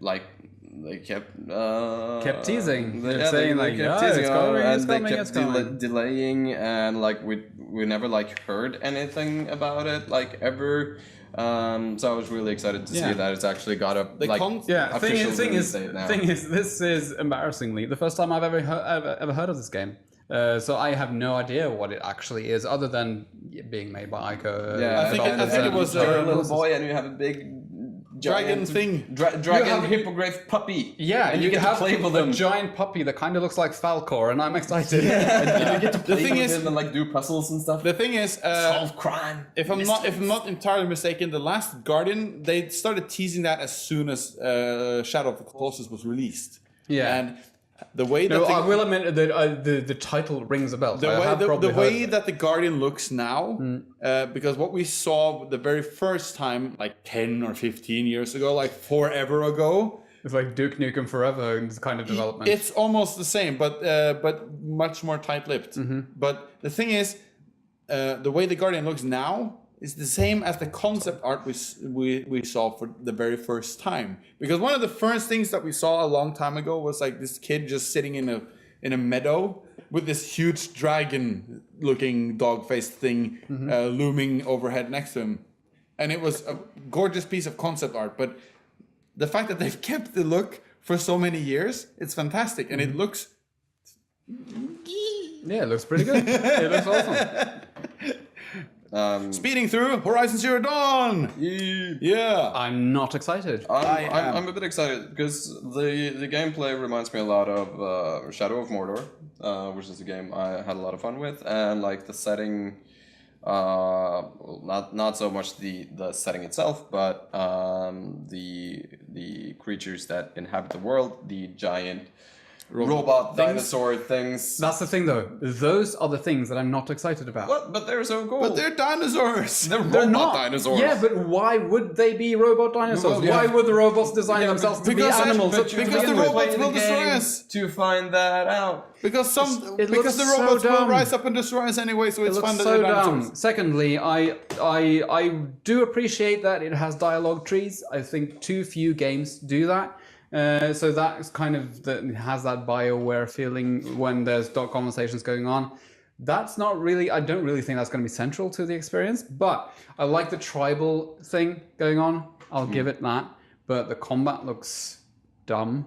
I don't like it. I don't like the main character, which is a big thing for me because I need to get excited with the main character to get really invested in the story. I need to cheer for the main character, and she looks so artificial and so she has no expression, and that to me is like if you're gonna build a hero like that and not have like a super cool expression or whatnot, there's something about it. It feels like I'm watching The Hobbit versus Lord of the Rings, where The Hobbit was just like a plastic thing. It feels so artificial and dumb and lame. I'm not excited, and I don't get the hype. I feel like that character is basically Pocahontas. Seriously, because the story is the story basically is robots kill humans. Humans are now sucky. Yeah. But there's one chick in this tribal thing that really wants to learn more about them, so she goes out and does stuff, and that's it. Are there no other animals on the planet now? Because all we see are like, there's a bison that you can ride, but are there no horses? Are there no other animals? Are there no dogs or whatever? Are humans the only mammal left? That would be weird. I'm looking forward to finding All out. of these things are things that I'm just like wondering and thinking that if that's the case, then that's just dumb, and I don't want to play a dumb game. Yeah, they won me over with the setting. Myself, because you remember when we played Ark? Remember how invested I got into that game? I just love humans suck, dinos rule settings. This is a non-universe that I'm just not invested in, but that's just me. Yes. Then let's To each their own. well, we can move on to Detroit Become Human. I'll go get my phone again. Yeah, this is from Quantic Dream, who made. by. Oh, shut up! If you go on your phone, let me talk. Fucking hell. Quantic Dream made Heavy Rain. Heavy Rain. Before that, they made for the European market Fahrenheit or whatever. Indigo Prophecy. Indigo Prophecy was the US title for that, which was a very good game. Heavy Rain was I felt never it played was any of them. Yeah. I've watched some gameplay of Heavy Rain, and could have been a movie. Yeah, it is a movie. That's the thing, and they are. I haven't played the previous one, which was called Beyond Two Souls. Yeah, haven't played it. But the thing is, they're obviously continuing down the same path of doing very dialogue-based. Everything you say has consequence, and then you get different stuff going on. It's basically like it's a pick your own adventure movie. Quantic Dreams is quite unique in the sense that they're front figure. he's trying so desperately hard to bring like the auteur idea from the movie business into gaming, and basically saying that I am the creator of this game. Never mind these 200 other people making the game. I am the giant wanker up front. Who's the guy? What's his name again? David Cage. David Cage. David Cage. David fucking Oh my Cage. god, he sucks so much ass. Yeah. I mean, he argues that if the game flops, on the other end, he will also get all the blame. So you can argue that, okay, that's fine. But he's trying to spearhead a type of game that is boring. Yeah, my problem It with... doesn't have to be boring. So far it has been. The parts that we saw from Detroit. Well, let's just set the setting first. Like, Detroit Become Human puts you in the shoes of an android who is a hostage negotiator and investigator. What they've shown is like they show the hostage situation from basically from start to finish, but they did like a whole like montage and fast forward kind of thing. If the game was episodic, kind of like a Telltale game, because they have the same thing. Like you're not really playing a game. You're just it's a one big dialogue tree. Yeah. If they do like go down the same kind of route where you have like 2-3 hours of like dialogue trees and like specific events happen and then that impacts the next episode. If they go down that route, I think it can be interesting. Yeah. But if they're like making a full-blown game where you're supposed to like play like 20 hours of just hitting buttons in a dialogue tree, that's going to be too much. Yes and no. I mean, it is sort of like, if that is the premise of the game and that is where the stakes lie, then that's fine. What excited me about the trailer is sort of the investigation aspect of it. I love the parts in the Arkham Knight where you have to like do a crime scene investigation, because watching Detroit's trailer, you got the feeling like this is like a crime scene investigation. It looked like kind robot LA Noir. Visually, it doesn't really look. It doesn't look very good. I think the character design is a bit outdated when they're going for realism. Like you're saying that the everlasting chase for realism. This has the uncanny valley attached to it, I think, or just that it doesn't really look as polished as they think it does. The other thing I'm anticipating with another game from Quantic Dreams is that my problem with Heavy Rain is that they cast so many French voice actors that they believe have a perfect American accent, and they cast them as Americans.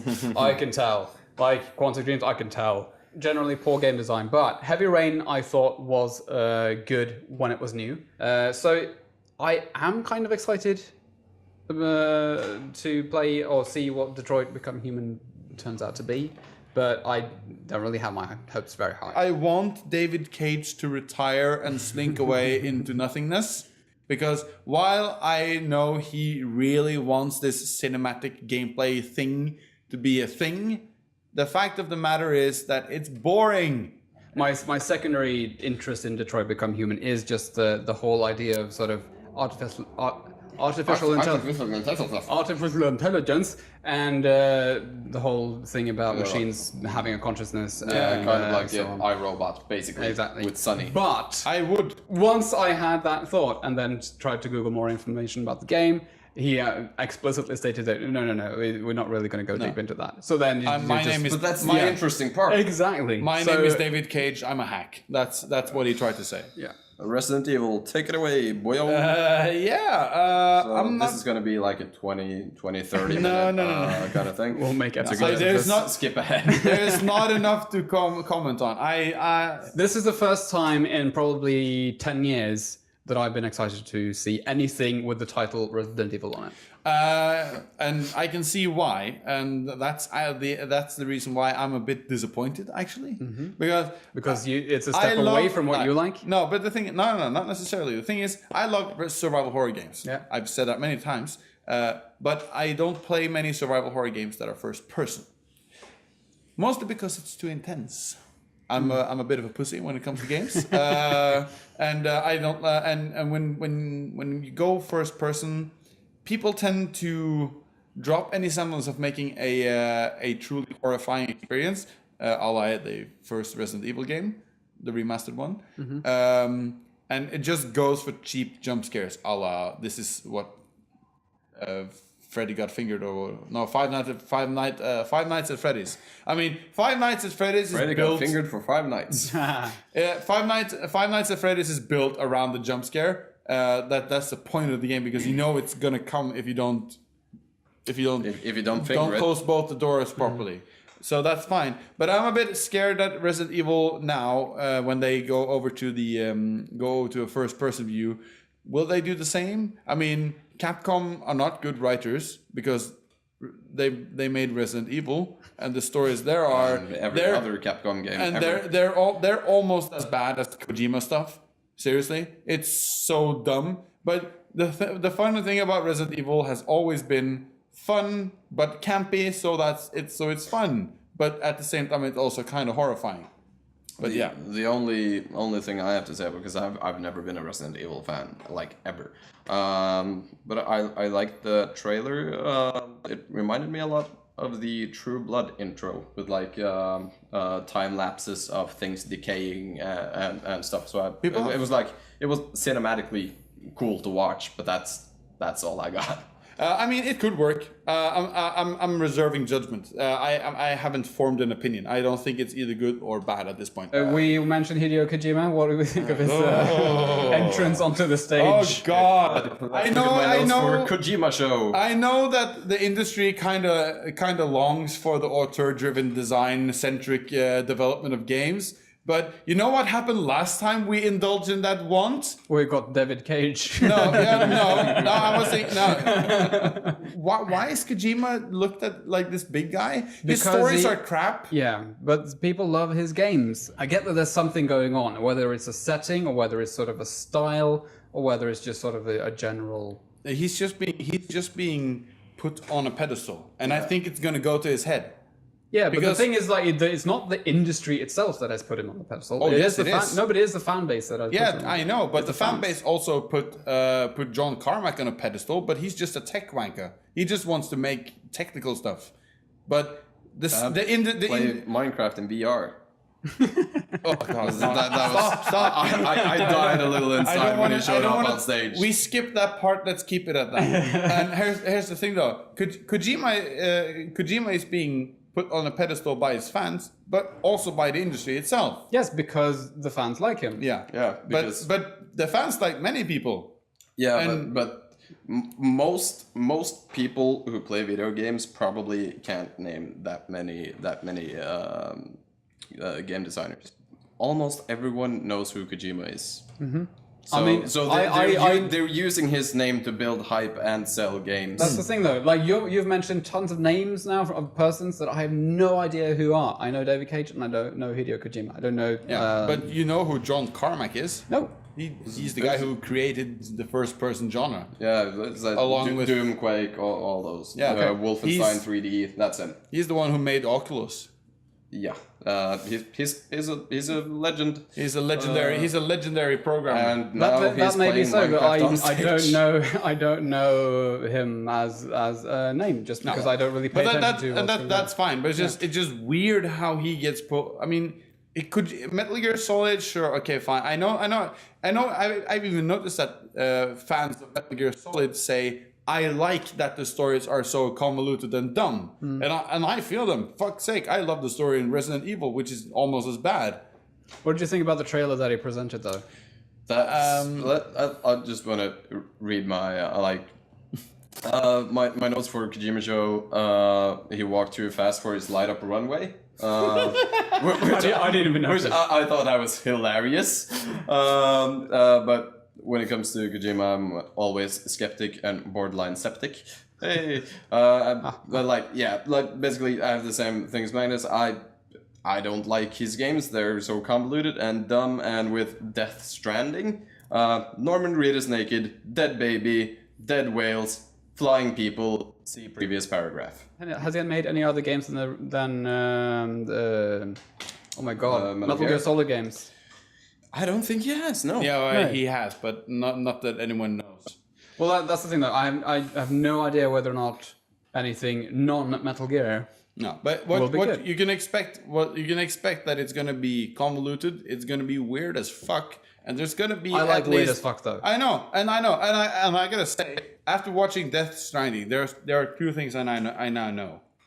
One thing is, it's a Kojima game, so it's probably gonna be weird as shit. So I'm interested in that already, and I know why it's called Death Stranding, because after watching Death Stranding, I had to just go to Reddit and just see if anyone else was as brain fucked as I was. Yeah. And apparently, Death Stranding is based on what it's called, the technical term for whales beaching themselves before they die. Okay. Which is something called Creatoias or something stranding. Yeah. Which is a phenomenon, and that's why the trailer was.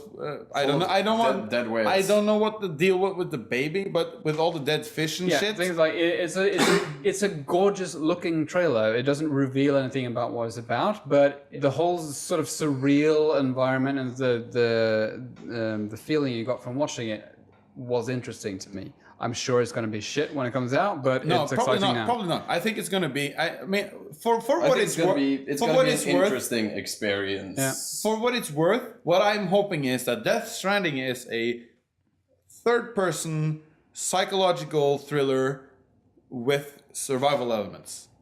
If I he don't may, want the survival elements. If you I'm- stop before I'm- the survival elements, I would be on board. I'm not saying survival elements as in crafting and shit. No, but not more even like that. just limited resources. Like that, yeah. No, I get what you mean. survival really means. Just, Yeah. just that you're in a situation that you almost possible. It's almost unfeasible for you to escape. For me, it's the supernatural element is the real like selling point for and that trailer. Yeah, exactly. And I just hope that they use that because due to the very, very brain fucky trailer. Yeah. Please let it be a classic styled survival horror type game. Like Silent Hill 2, perhaps, maybe something like that, because it would be so good, so good. But, I really miss but like the knowing psychological Kojima, it's probably That's why- gonna that's- be it's probably going to be 20 minutes of gameplay, and then it's going to be 3 hours of cutscenes, and then it's going to be 2 hours of gameplay. That's a quick time event, and then it's going to be 5 hours of cutscenes, and then you're done. Let's move along. Call of Duty, Infinite Warfare. care. I was going to say Spider-Man. Yeah, I was Spider-Man's thinking. gonna be Spider-Man. Yeah.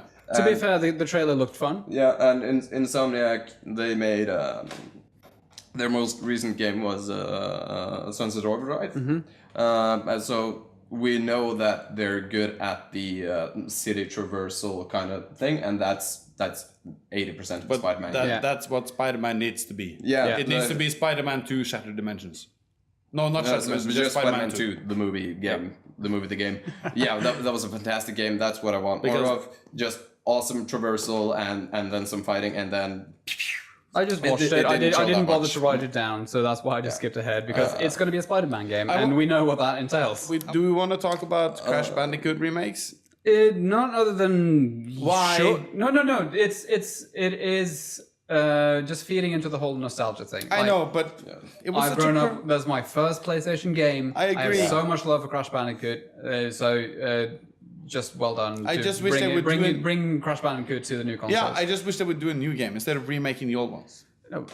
Oh, It- yeah. I'm getting a bit tired of the remaking thing. This is how you do remakes, not the Skyrim remastered shit. No. This, Yeah. This A full is up how from you the do ground rebuilt. It's remake. basically the game. Let's- I agree. That I Let's agree. take a game that hasn't been in the limelight for Exactly. 15 years or whatever, I've said- and let's remake that just for the nostalgia. I've said it many that times runs. before. I'm going to say it again. The 2002 Resident Evil remaster is a remake just in that vein, and it's No one gives a shit about it's Resident Evil. perfect. But it's perfect. That's my only point. Yeah. Alright. Call of Duty. I was actually surprised that was Call of Duty. I was surprised. I thought it was going to be one of those new space sims. Yeah. Like I thought it was gonna be like, what is this? Is this Star Citizen or something? Yeah, exactly. That's what one I of thought those it was. games. And then when he got out of the spaceship that it was in, I was like, oh holy shit, you can get out. It probably is like Star Citizen. Yeah. And And then he shot someone, and boom, Call of Duty. Because I recognized the hit scan and the sound. Yeah, I didn't because I haven't played Call of Duty in so long. I was just looking for Snoop Dogg to do that thing where he just stands and does that, and someone just kind of adds that on top of the video. And John Travolta looking around. Smoke weed every day. In retrospect, like in the moment, I was like, ooh, this looks pretty cool. I would play this. In retrospect, it is gonna be Call of Duty. It's gonna be more of the same. Yeah. It's gonna be the same porridge you had last Friday. The whole idea, the whole concept of being in zero gravity, doing all that stuff is fun. Yeah. However, I have to note, because I care about this stuff, there is no sound in space, guys. There is no just turning on gravity when you enter the bridge of a ship and just close the airlock. That kind of stuff bothers me a lot. Even if it's just like heightened reality kind of thing. When Call of Duty does it, also, it's just like, that's just unnecessary. Yeah. So yeah, that rubs me the wrong way, and also it's going to be a reason for me to not like it. Call of Duty is like eating your chocolate every Friday. It's good chocolate. You had it last Friday, but still looking forward to chocolate next Friday too. Yeah, I always come back to this example, but if they would do the sound design for when you go to the moon in Wolfenstein: The New Order, that's perfect space sound design. This is just like, oh yeah, the one where everything is silent, all you can hear is just you hear nothing of the environment, but you hear like you hear your own breathing, and you hear like the muffled sound of your weapon shooting. You hear Well, that's cool. It's very subtle and very well done. So well done. What was it? What's the War Machine? War Machine? Well, the Swedish game designers who made Machine Head. Well done, Machine Head, for designing the sound. You fucking aced the Wolfenstein, both Old Blood and New Order. Other than that, we have Batman VR. I have another VR game. Like, being Batman is cool and all, but we've talked. There was no gameplay in that. No. Does it need VR? It was just an announcement trailer. There was no gameplay footage. So we have no idea what it's about. I don't remember anything about Farpoint. Farpoint, what I wrote down is, because I don't remember anything either, super generic space shooter thing. Looks boring. Okay, I remember it now. It was just fucking generic. There was nothing special about it. There was nothing special about the weapons you used. There was nothing special about the environment. It looked like you were on Mars, I think. Yeah. The enemies, the design of the enemies were just... They looked like they were trying to recreate the feeling of the first Halo. Like you're on some sort of strange place and some shit is going down and there's some robots flying around. And nobody could give a shit. Yeah. Like, there were like 2 people in the audience clapping. It was frankly a bit embarrassing.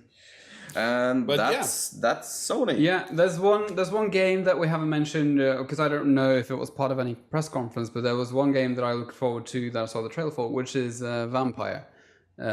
Which is a new game from... No. I don't think it was part of a press conference. Yeah, okay, sure. Anyway, it's coming across all consoles and so on. It looks like kind of a throwback to when we had actual vampire RPGs. Vampire the Masquerade. Vampire the Masquerade, both Bloodlines. Siren, Blood Curse, all that stuff. All that stuff. Mm-hmm. But just Googling it now to figure out if it was part of any press conference or not, and going to the Googles and the internets, I see that it's also made by the same people who made Life is Strange, and I hated Life is Strange so hard. So now I'm not excited. Hype balloon deflated. Oh yeah, just right now. Right. Let's continue. Nintendo showed 2 games this year. And we're not going to talk about because Pokemon, more of the same, 3 starter Pokemons, blah, blah, blah. If you want my thoughts on Pokemon, you can read my little rant on our website because I'm going to publish all my notes in a blog post. Before we talk about the big fucker from this year, I just want to... I got into an argument discussion thing in regards to Nintendo. Because Nintendo, after E3, has gone public and said that they don't feel like discussing teraflops, blah, blah. Basically, they said, our next console is going to fall behind just as quick as this one did. And I just want to say, I know that Nintendo's first-party lineup is always going to be perfect because they don't have... there are no issues with them. They play perfectly. And I know Nintendo is a company that innovates first and don't care too much about graphical fidelity and all that questions stuff. later. And that's the thing. But what Nintendo needs to understand is that innovation for the sake of innovation is still going to suck balls, because it's going to be boring, and you're going to alienate all kinds of third-party developers. And that's sad, because I want Nintendo to be the best company of the three, not the worst, because I'm a huge Nintendo fanboy. I mean, come on, t-shirt, tattoo, all that crap, right?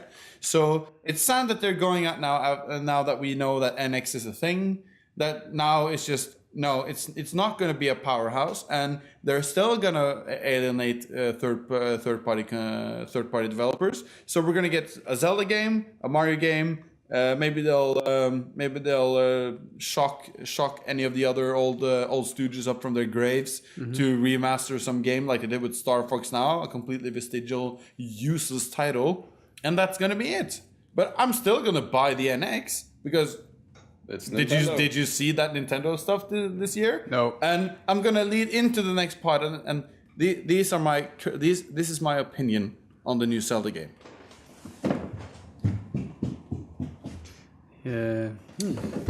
Minus did a little dance for us. For anyone who didn't hear me, that Legend of Zelda Breath of the Wild footage we got, like several hours or something, it looked like the perfect next step for the Zelda franchise to take, because we've now had about maybe 20 years or so with Zelda being the same thing, and that is. Elf Kid, go into tree, go to the 3 dungeons, get Master Sword, go to some alternate dimension, more dungeons, save Zelda, boom. You get another treasure. But now, the game is going full Skyrim mode, full open world.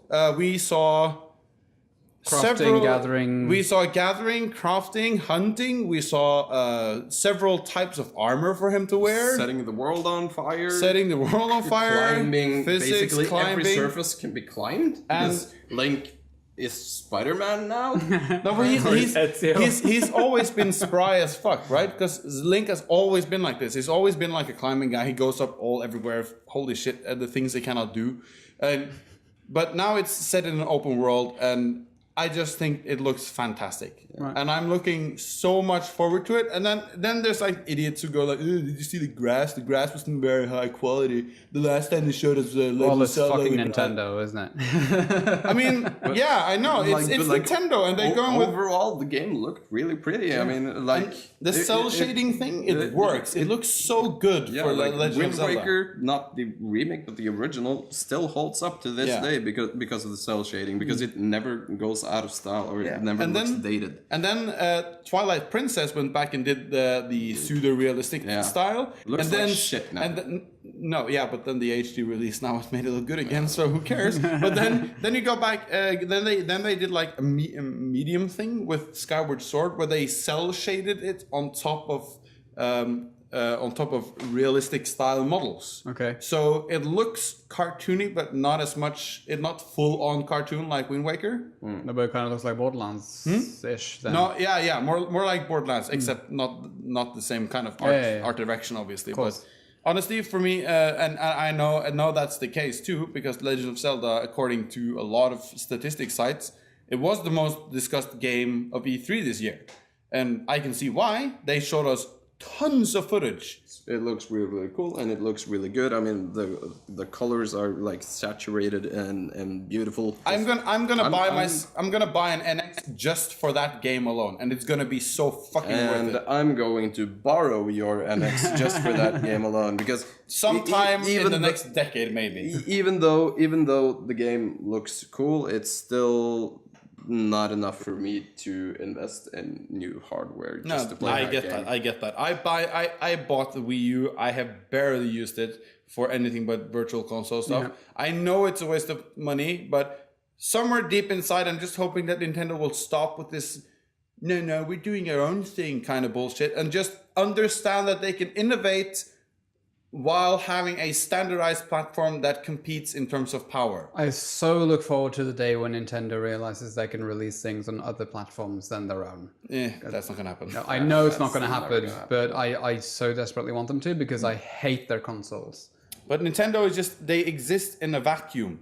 Which to me is unfortunate because I do. They have so many good games. I want to play a lot of their games, but specifically, I want to play the Paper Mario games because they look so fantastic. But I'm never going to be able to play them because I'm never ever going to buy any of their shit consoles. Because for me, they feel it like when I hold a Wii or a Wii U gamepad or Wiimote or whatever in my hands, it just feels so cheap and flimsy. And the consoles they don't look like they have any punch or power to them. So I'm just like, I'm not going to invest. And the sad part about that is that Nintendo refuses to acknowledge the fact that while they want to do their innovation thing in that gameplay is much more important than they need to understand that in order for people to buy their consoles, it needs a robust and awesome and well-functioning online capability.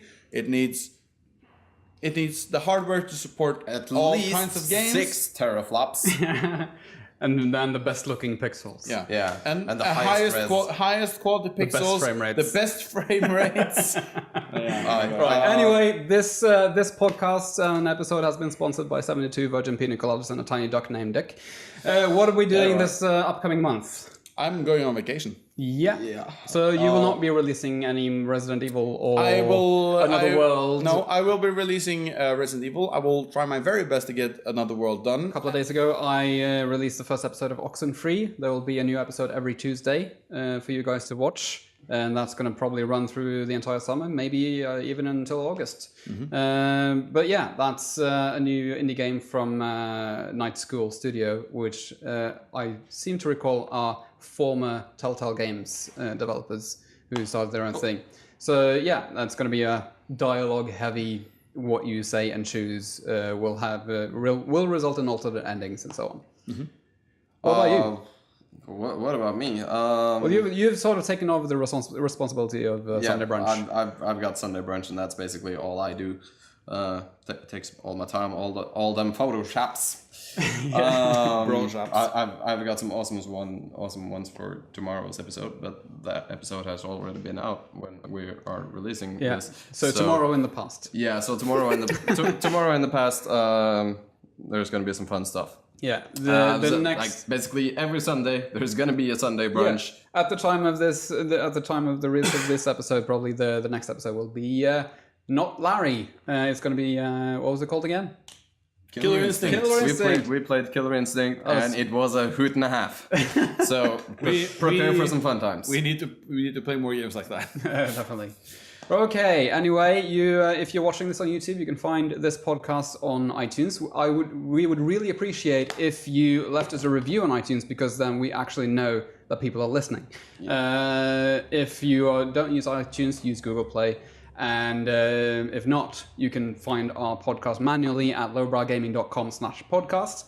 If you're listening to the podcast, hey, thank you for listening to our podcast. Leave a review on iTunes.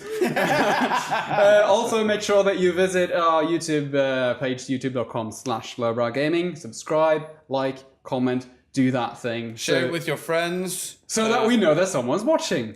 So anyway, my name is Lars. I'm here with Christian and Magnus. Tom. Selleck. I was Tom. I'm sorry. Yeah, sorry. My name is Mustache. I'm here with Tom and Selleck. We will see you guys in a month for another lowdown. And that's the end of that chapter.